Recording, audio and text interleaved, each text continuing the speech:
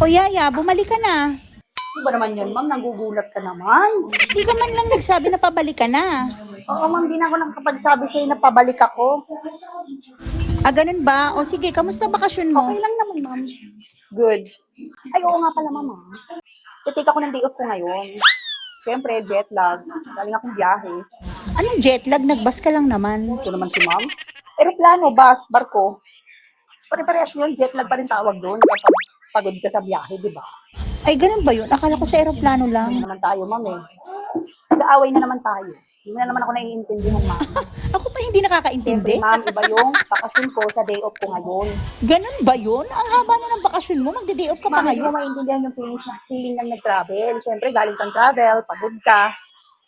Kailangan mo lang pahinga. Ay, naku, ma'am. Yung mga yung utos mo, hindi ko rin nagagawa ng maayos yan. Kaya kailangan ko mag-take ng day off ngayon. Wow. Bukas na tayo mag-usap, bukas na tayo magkita, ha? Bukas na ako usapin, nag-sermonan ako, ma'am. Sige, mamakit na ako sa kwarto ko, ha? Bukas na tayo magkita at mag-usap. O sige, kung di lang talaga mahirap maghanap ng kapalit mo.